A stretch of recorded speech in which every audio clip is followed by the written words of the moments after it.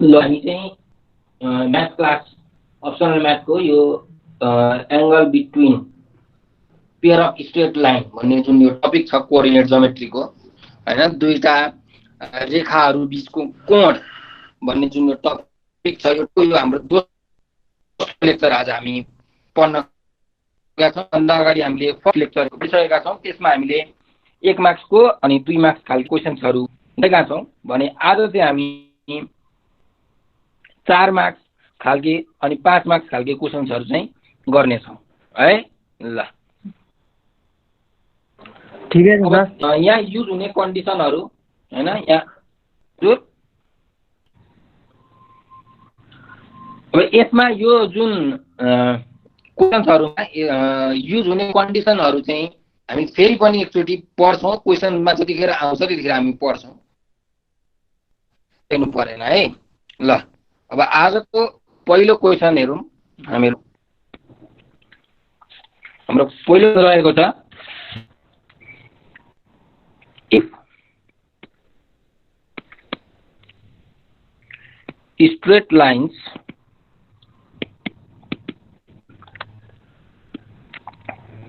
represented by 5x square minus 8x plus py square is equal to 0 are perpendicular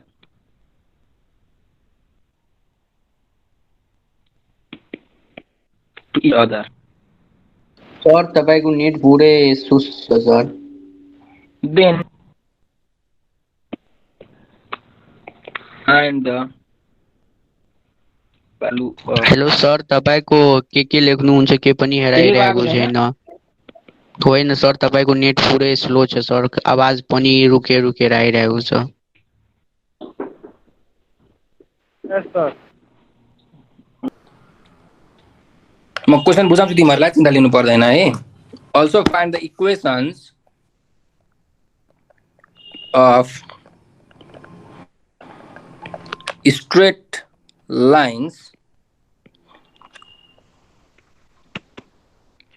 represented by 5x square minus 8xy plus p plus 8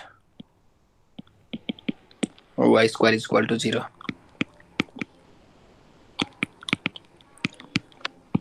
ल यो क्वेशनले हामीलाई के भनिरहेको छ भन्दाखेरि यहाँ हेर है, यो हाम्रो एउटा इक्वेसन दिएको छ 5x square minus 8xy plus py square is equal to 0।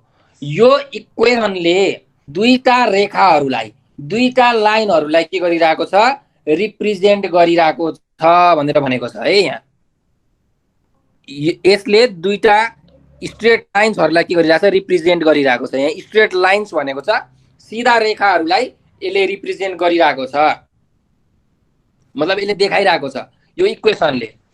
र यो जुन दुईटा स्ट्रेट लाइनहरू छ त्यो के छ, एक अर्कामा परपेन्डिकुलर छ भनेको 90 डिग्री बनाउँछ भनेर भन्न खोजेको है।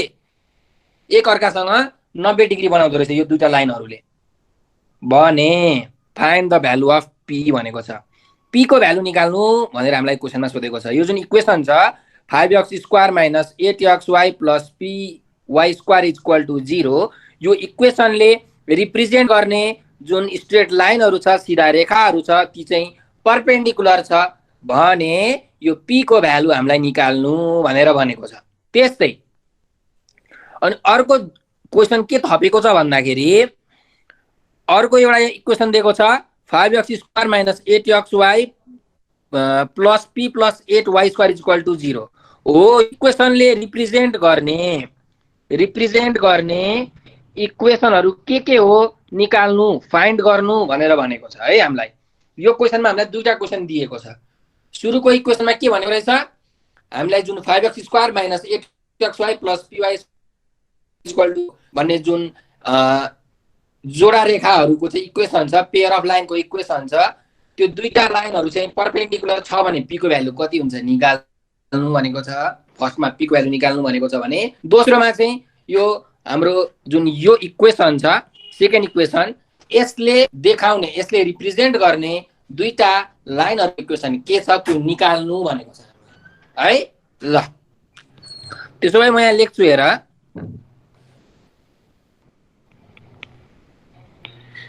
Equation of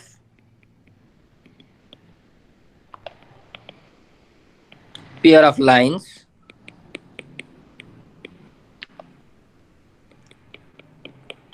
equal to 0। ल मैले के गरेँ भन्दाखेरि अहिले यहाँ क्वेसनमा दिएको इक्वेसन जुन छ इक्वेसन लेखेँ यो इक्वेसन 5x² - 8xy + py² = 0 भन्ने एउटा इक्वेसन लेखेँ। अब मलाई के थाहा छ भन्दाखेरि यदि कुनै पनि दुईटा लाइन परपेन्डिकुलर हुन्छ भन्नुको मतलब त्यो दुईटा लाइनले एक आपसमा 90 डिग्री बनाउँछ भने हामीले के हुन्छ के कन्डिसन पढेको थियौं a + b h² = a + b h² = ab भनेर चाहिँ त्यो प्यारलल हुँदाखेरि हो हैन। तर परपेन्डिकुलर हुँदाखेरि के हुन्छ a + b = 0 हुन्छ। यदि कुनै पनि दुईटा लाइनहरु परपेन्डिकुलर छ एक अर्कामा 90 डिग्री बनाइरहेको छ भने a + b को भ्यालु 0 हुन्छ। अब के हो त a के हो त b भन्ने कुरा चाहिँ थाहा पाउनु पर्यो। अब हेर हामीले कुनै पनि पेयर अफ स्ट्रेट लाइन भनेको जोडा रेखाहरूको जुन इक्वेसनलाई हामीले स्ट्यान्डर्ड फर्ममा लेख्छौं। स्ट्यान्डर्ड फर्म के हो ax² + 2xy + by² = 0।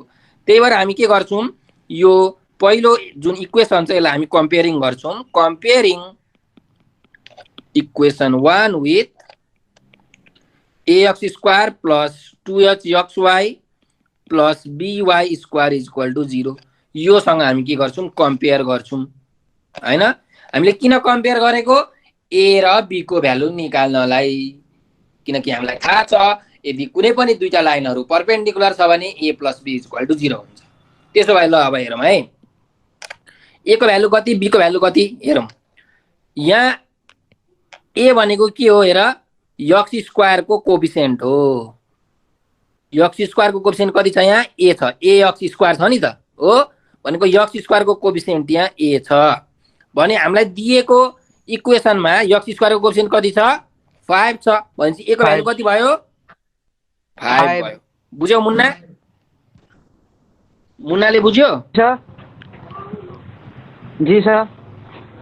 ल ठीक छ। अब देखने की बात ये है कि यह y² का कोएफिशिएंट क्या है यार b है y² यहाँ b छ। त्यस्तै हामीलाई दिएको इक्वेसनमा y² को कोएफिशिएन्ट कति छ यहाँ p छ हो भनेपछि b को भ्यालु कति रहेछ p हो यहाँ y² को कोएफिशिएन्ट b छ यहाँ y² को कोएफिशिएन्ट p छ भनेपछि b को भ्यालु हुने रहेछ p। अब हामीलाई a र b मात्रै चाहिने चाहिँ तर h पनि निकाल्दिम के फरक पर्छ र हैन। यहाँ हेर यहाँ xy को कोएफिशिएन्ट कति छ 2h 2h छ है xy को कोएफिशिएन्ट 2h छ अनि यहाँ xy को कोएफिशिएन्ट कति छ -8 छ -8 छ सर हो। त्यही भएर 2h को भ्यालु कति हुन्छ -8 हुन्छ भनेपछि यहाँबाट h को भ्यालु कति आयो हेर त -8 / 2 हुन्छ भन्नुको मतलब -4 आयो। ठीक छ मुन्ना बुझ्यौ।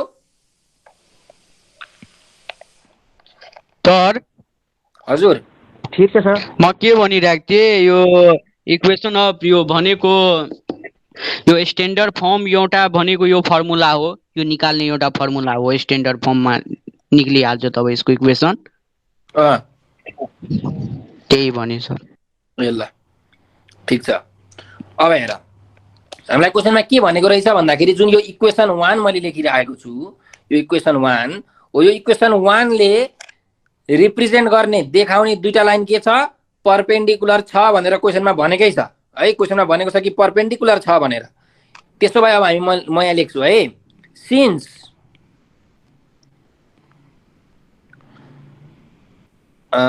lines represented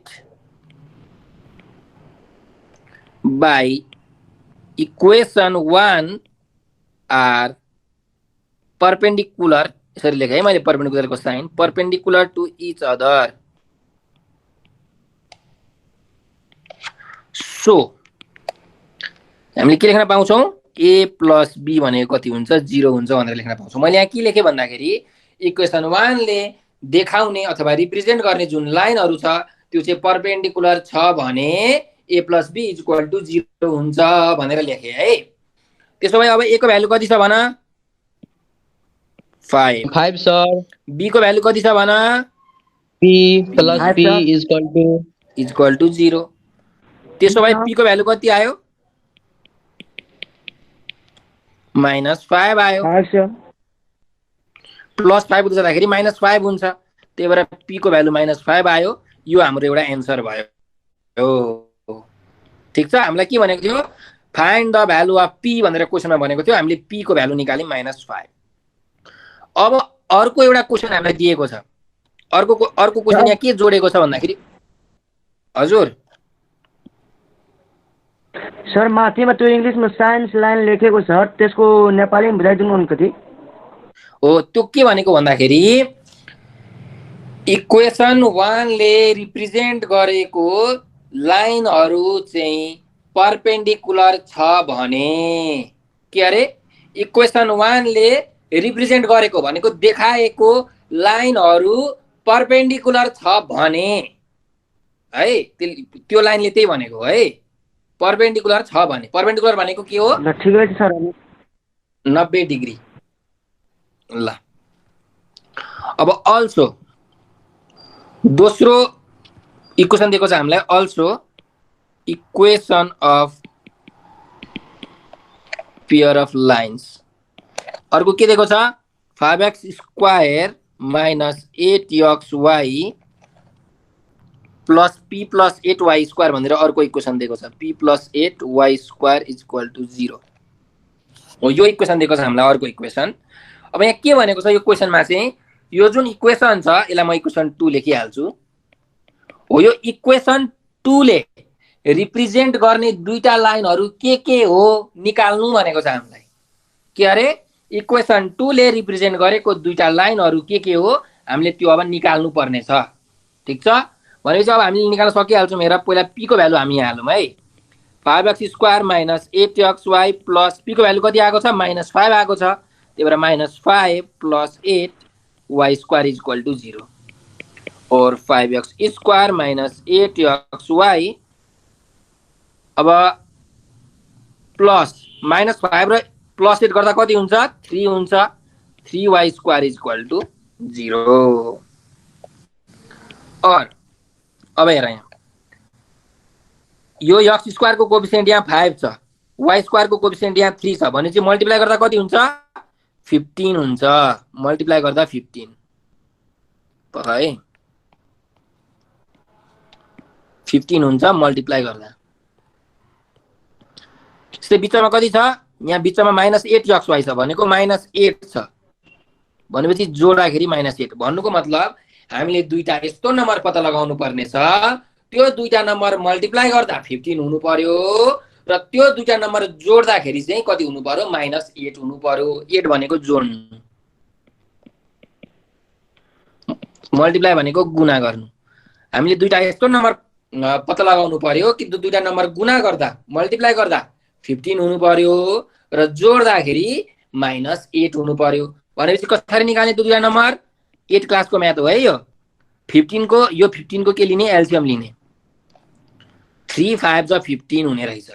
त्यसो भए दुईटा नम्बर हाम्रो के हुन सक्ला हेर त, एउटा नम्बर मैले -3 लिए, अर्को नम्बर मैले -5 लिए। -3 र -5 मल्टिप्लाई गर्यो भने कति हुन्छ, 15 हुन्छ। हाम्रो मिलो, मल्टिप्लाई गर्दा 15। -3 र -5 जोड्दा कति हुन्छ, -8 हुन्छ। भनेपछि यो पनि मिलो। भनेपछि हाम्रो दुईटा नम्बर के रहेछ, एउटा -3 रहेछ, अर्को -5 रहेछ। त्यसो भए अब यहाँ लेख 5x² माइनस एउटा 3, त्यही भएर -3xy, अर्को -5 छ, त्यही भएर -5xy plus 3y² equals to 0। ल अब हेर फेरि, अब यो दुईटामा के कुरा कमन छ, कमन भएको कुराहरू ल्याऊ। यहाँ यक्स कमन छ, मैले यक्स यक्स छ। कमन लिए। कमन लिने बित्तिकै हाम्रो रुल के हो, ब्राकेट ओपन गर्ने। यहाँ अब के बाँकी रह्यो, यहाँ 5x बाँकी रह्यो, यहाँ -3y बाँकी रह्यो। ठिक छ ल। फेरि अब यो दुईटामा हेर के कुरा कमन छ, कमन लिइहाल। यहाँ माइनस छ त्यही भएर मैले माइनस कमन लिइहालेँ, अनि अर्को y छ, y कमन आयो। ब्राकेट ओपन गरे, यहाँ बाँकी रह्यो 5x। अब माइनस माइनस प्लस हुन्छ त्यही भएर यहाँ minus sign 3y equal to 0। यो कुरा बुझ्यौ मैले अहिले लेखेको कमन? कसैले नबुझेको छ भने भन है। ल ल बुझिहाले सर। अब यो दुईटामा के कमन छ हेर, यो दुईटामा 5x - 3y के छ, कमन छ। त्यही भएर यहाँ 5x - 3y कमन लिने।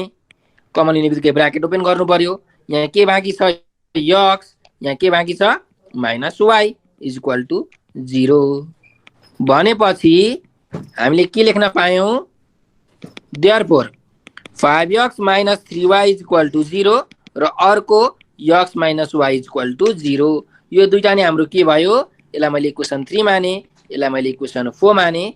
यो दुईटा नै हाम्रो के भयो, एन्सर भयो। ठिक छ। जुन इक्वेसन 2 छ, यो जुन इक्वेसन 2 छ, यो इक्वेसन 2 ले रिप्रेजेन्ट गर्ने दुईटा लाइनहरु, इक्वेसन 2 ले देखाउने दुईटा लाइनहरु चाहिँ एउटा 5x - 3y इक्वल टु 0 र अर्को x - y इक्वल टु 0 रहेछ भन्ने कुरा हामीले निकाल्यौं। यो हाम्रो अर्को एन्सर भयो।